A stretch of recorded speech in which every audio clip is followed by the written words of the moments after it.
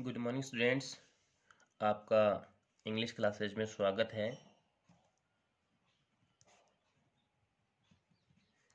देखो,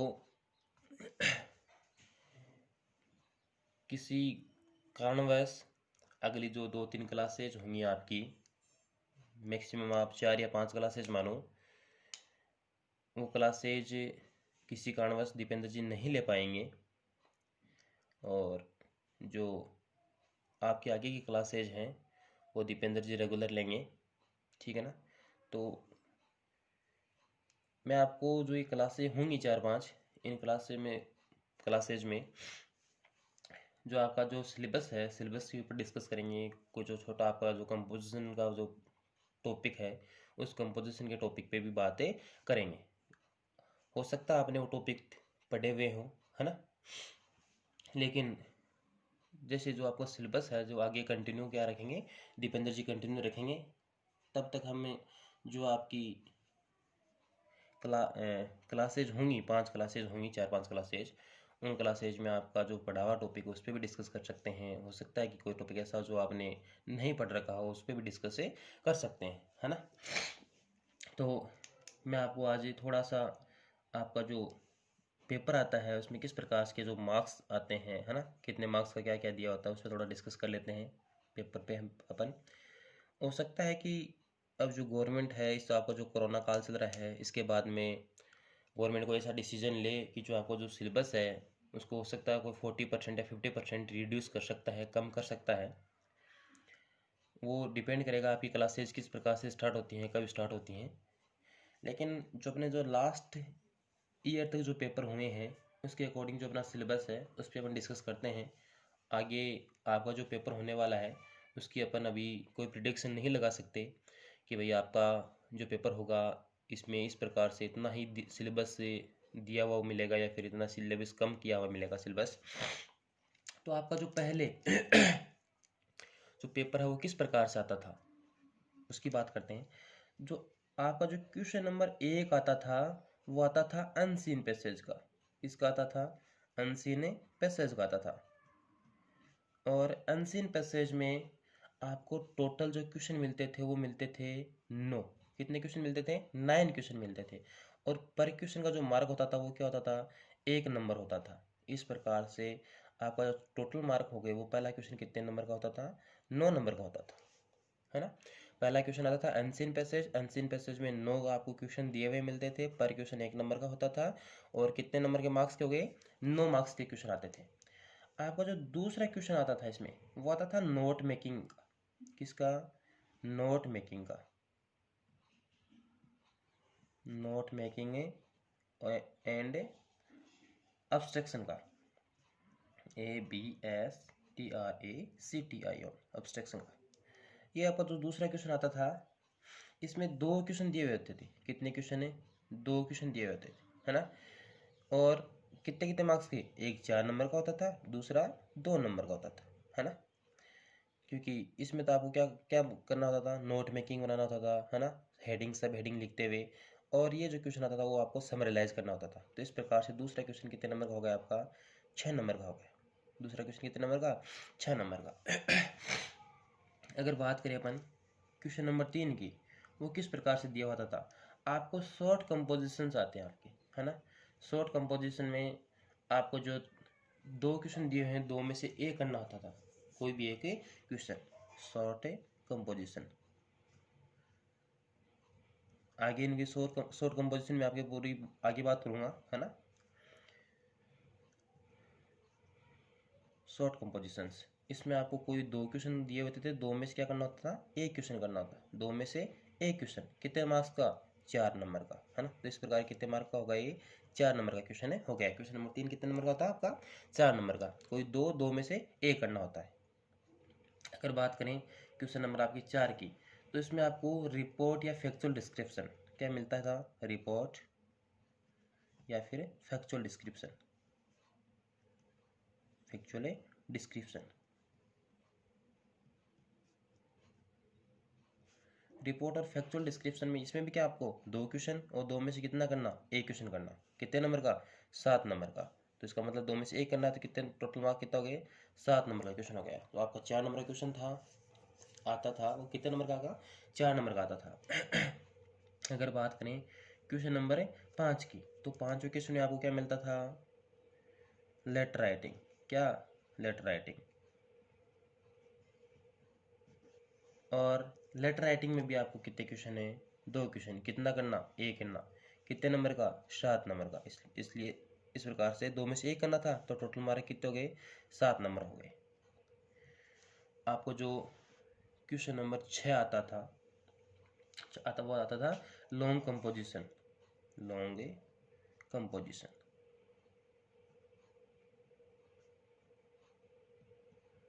long composition.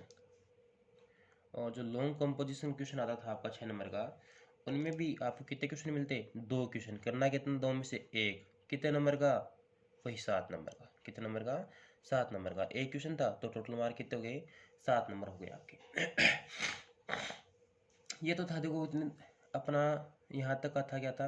Composition part था, है ना, कि आपको जो कंपोज क्या क्या करना है। ठीक है।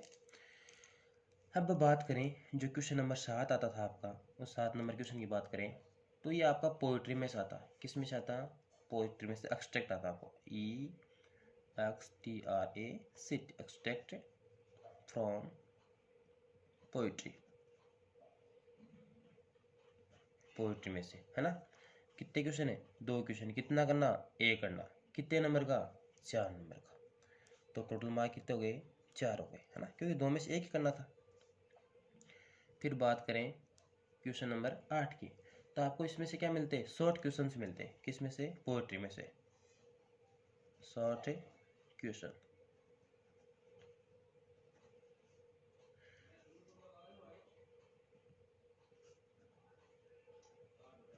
फ्रॉम पोएट्री, है ना। अब इसमें से क्वेश्चन कितने मिलते हैं आपको? 4 क्वेश्चन मिलते हैं। करने कितने थे? 3। कितने करने? 3 करने। ठीक है। कितने मार्क का एक क्वेश्चन है? 2 मार्क का। तो टोटल कितने हो गए? बताओ। 6 नंबर के। कितने क्वेश्चन कितने नंबर हो गए? 6 नंबर के। टोटल मार्क कितने हो गए? 6 हो गए। ठीक है। तो आपका जो नोवा क्वेश्चन था, वो क्या मिलता है आपको? शॉर्ट क्वेश्चंस मिलते हैं। क्या मिलते हैं?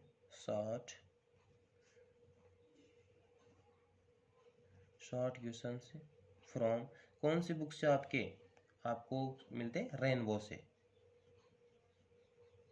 शॉर्ट क्वेश्चन से रेनबो से। ठीक है। कितने क्वेश्चन? 4 क्वेश्चन। कितने मार्क के? 2 मार्क के। 2 नंबर के। चारों क्वेश्चन करने थे, है ना। 2 मार्क का, तो कितने मार्क? टोटल मार्क कितने हो गए? 8 हो गए। टोटल मार्क 8 का।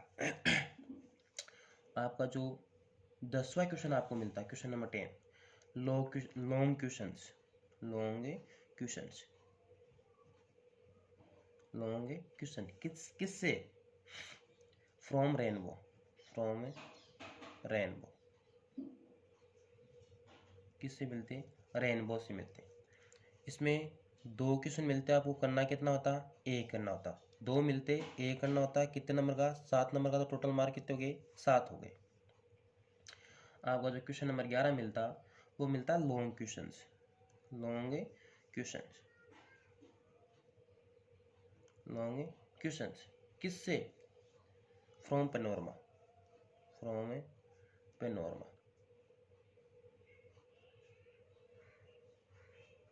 पेनोरमा से। कितने क्वेश्चन मिलते हैं? 2 क्वेश्चन। कितना करना? 1 करना। कितने मार्क का? 7 नंबर का। तो टोटल मार्क कितने हो गए? 7 हो गए, है ना। अब आपका जो 12वां और अंतिम क्वेश्चन मिलता है आपको, कौन सा? Short questions. शॉर्ट क्वेश्चंस किससे? पेनोरमा से। PANORAMA। पेनोरमा। कितने क्वेश्चन है? 4 क्वेश्चन। कितने नंबर का पर क्वेश्चन है? 2 नंबर का। कितने नंबर हो गए? 8 नंबर के। इस प्रकार से आपका जो पेपर था वो आता था, है ना।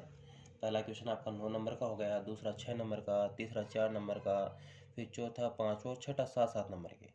फिर 7वां क्वेश्चन 4 नंबर का, 8वां क्वेश्चन 6 नंबर का, 9वां क्वेश्चन 8 नंबर का, जिसमें आपको 4 क्वेश्चन मिलते थे, है ना, 2-2 नंबर के।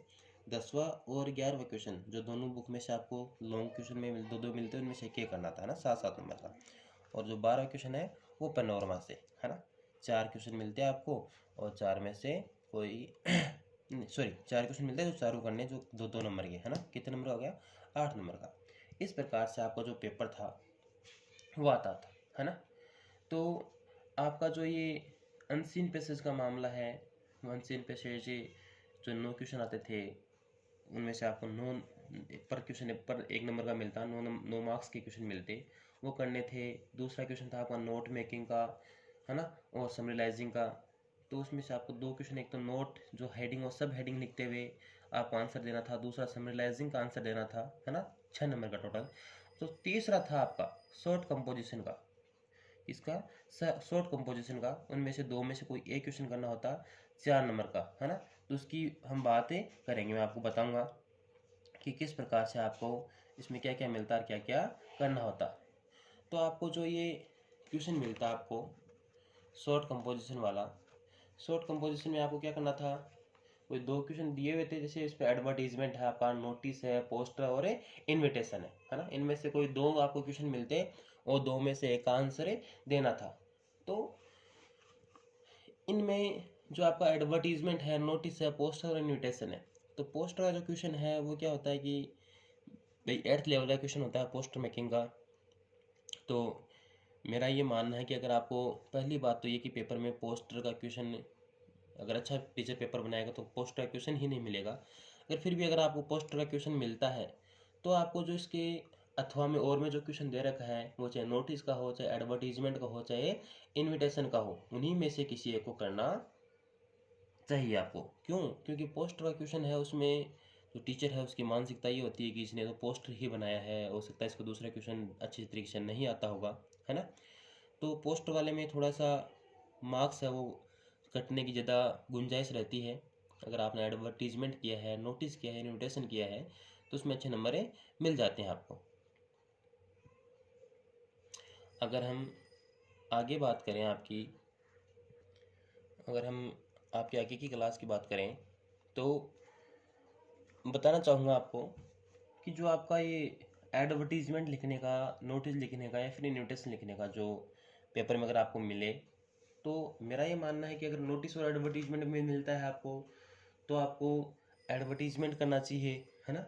और नोटिस और इन्विटेशन में मिलता है तो आपको नोटिस करना चाहिए, क्योंकि इनमें भी अलग अलग प्रेफरेंस देना होता है आपको। अगर आप अच्छी तरीके से इनको हैंडल कर पाते हैं तो बढ़िया है।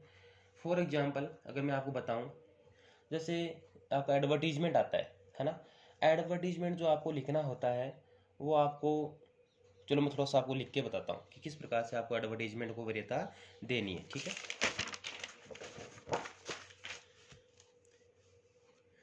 अगर हम जो आपको 4 नंबर का जो क्वेश्चन नंबर 3 है आपका, जो क्वेश्चन नंबर 3 है आपका, जो कितने मार्क्स का आता है, जो 4 मार्क्स का आता है, उन 4 मार्क्स में आपको क्या क्या मिलता है, एडवर्टीजमेंट मिलता है,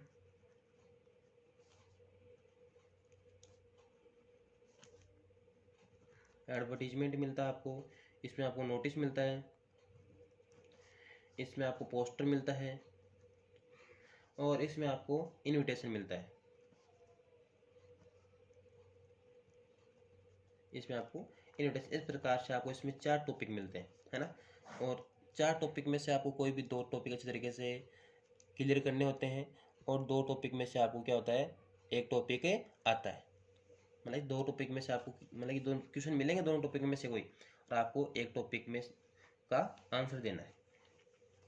तो सबसे पहले आपका जो है एडवर्टीजमेंट,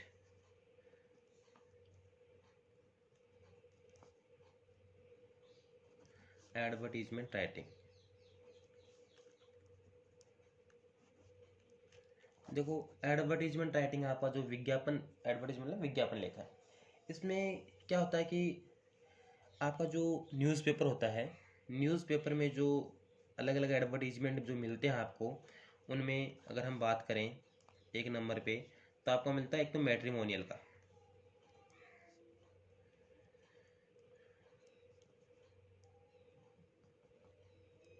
मैट्रिमोनियल मतलब वैवाहिकी, मतलब विवाह से संबंधित आपको क्या मिलता है इसमें, एडवर्टीजमेंट मिलता है। दूसरा होता है एजुकेशनल का।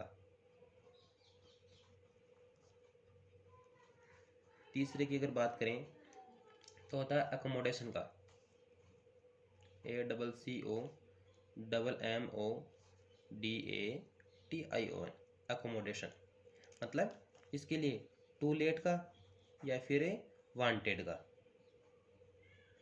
टू लेट का या फिर वांटेड का, ठीक है।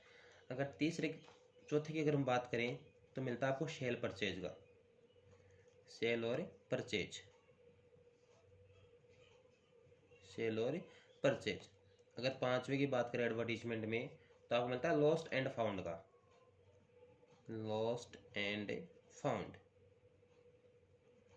अगर छठे की बात करें तो मिलता है आपको job vacancy, job vacancy, VACANCY, job vacancy मतलब इसमें सिचुएशन वांटेड और वैकेंट, सिचुएशंस वांटेड कि जॉब चाहिए या फिर क्या है जॉब के लिए जगह खाली है।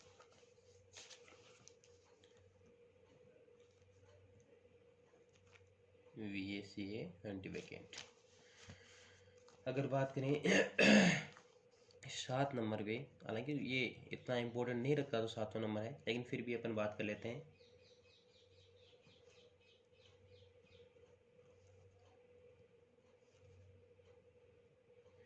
मिसलेनियस की मतलब विविध, तो भिन्न भिन्न प्रकार के हैं ना, तो दूसरे प्रकार के भी अपन क्या दिला सकते हैं इसमें, एडवर्टीजमेंट दिला सकते हैं। अब एडवर्टीजमेंट जो राइटिंग की बात करें अपन, एडवर्टीजमेंट राइटिंग में अपने को जो 60 पार्ट में से डिवाइड किया है इसमें, लेकिन जो 6 पार्ट तक है यहाँ तक कि क्या हो जाता है, मोस्टली आपको पूछ लिया जाता है, मैट्रिमोनियल का आ जाता है आपके, या फिर आपको अकोमोडेशन से समझा जाता है, या फिर आपके यहाँ तक एजुकेशन यहाँ तक ही आ जाता है आपके, है ना। मैट्रिमोनियल है, एजुकेशनल है, अकोमोडेशन का है, सेल परचेज का है, लॉस्ट एंड फाउंड का है, जो वैकेंसी है, सिचुएशन वांटेड और वैकेंट का, है ना। यहाँ तक आपको क्या करना है, ये एडवर्टीजमेंट जो राइटिंग है उसकी अपन बात करेंगे, ठीक है। तो एडवर्टीजमेंट राइटिंग में अगर आपने इन टॉपिक को एक बार थोड़ा सा मतलब ध्यान में लेकर आ गए, हालांकि इसमें मोस्टली रहता क्या है, सेम ही रहता है पूरा, कुछ माइनर जो चेंजेस होते हैं वही करने होते हैं। एक तो जैसे अपन एडवर्टीजमेंट जो राइटिंग लिखते हैं उसमें कुछ बातें हैं उनको आपको ध्यान में रखनी होंगी। जैसे अपने क्या करें, तो कम से कम शब्दों का प्रयोग करें, मतलब कि ज़्यादा इसको बढ़ाना नहीं है। दूसरा, जो फुल स्टॉप है वो जो लगा रहे हो आपको, तो पूरे जो वाक्य लिखते हो ना, आप सेंटेंस लिखते हो, लगाने के बजाय जो कुछ ही जो इम्पोर्टेंट्स जो वर्ड्स हैं उसमें जो काम में आने वाले हैं उनको सेंटेंस में यूज में लेकर उनके बाद में लगाएं। और जिस लैंग्वेज का आप यूज़ कर रहे हो वो क्या होनी चाहिए, एकदम से सिंपल होनी चाहिए, है ना, थोड़ी अट्रैक्टिव होनी चाहिए। आपकी जो वोकेब है वो किस प्रकार के आप वोकेब काम में ले रहे हो वो क्या होनी चाहिए आपकी, थोड़ी सी जैसे अट्रैक्टिव होनी चाहिए, थोड़ी सी क्या होनी चाहिए, सिंपल होनी चाहिए, ज़्यादा कॉम्प्लिकेटेड नहीं होनी चाहिए। तो आपको जैसे कुछ कई बार क्या था, आप कोई भी मैसेज डालते हो उसमें मैसेज आपको मतलब उसका जो अ, जाना चाहिए अगले को, उसका सही भावार्थ नहीं पहुंच पाता है, तो उसके लिए आप उसमें क्या कर सकते हैं, बीच में कोई आर्टिकल्स है या फिर कोई कनेक्टर्स हैं, कुछ भी है ना, या फिर कोई प्रपोजिशंस है, उनका आप क्या कर सकते हो, उनको एकदम से डिनाई कर सकते हो, छोड़ सकते हो उनको, है ना। मतलब कि उनको जरूरी नहीं है आप उनको लगाओ ही, उनको छोड़ सकते हैं। अगर हम बात करें, जो कोई भी विज्ञापन आप दे रहे हो उसका नाम है, पता है, फ़ोन नंबर, मोबाइल नंबर, है ना, पोस्ट बॉक्स से आप उनको क्या कर सकते हो, नीचे लिख सकते हो, ठीक है। तो ये जो सारी बातें थी एडवर्टीजमेंट से संबंधित हमने आज की। अपनी जो अगली क्लास होगी उसमें मैं आपको कोई एक या दो क्वेश्चन लेकर मैं आपको एक दो एडवर्टीजमेंट जो समझाने या डिस्क्राइब करने की कोशिश करूँगा, है ना। और मैं एक बार फिर से आपको बता देना चाहता हूँ कि दीपेंद्र जी सर किसी कारणवश आगे 4-5 क्लासेस नहीं ले पाएंगे, तो अपनी जो 4-5 क्लासेज होंगी उनमें मैं आपका जो हो सकता है ये टॉपिक आपने पढ़ रखा हो, हम इनसे जो रिलेटेड टॉपिक हैं, जैसे आपका एडवर्टीजमेंट है, नोटिस है, पोस्टर है, इन्हीं में से बात करेंगे। जैसे ही दीपेंद्र सर अपने काम से जो जिस काम में वो लगे हुए हैं आएंगे, तो आपकी जो क्लासेज जो चल रही थी उनसे आगे रेगुलर क्लासेज चलेंगी, ठीक है। तो अपनी जो अगली क्लास होगी उसमें हम बात करेंगे इस एडवर्टीजमेंट से संबंधित।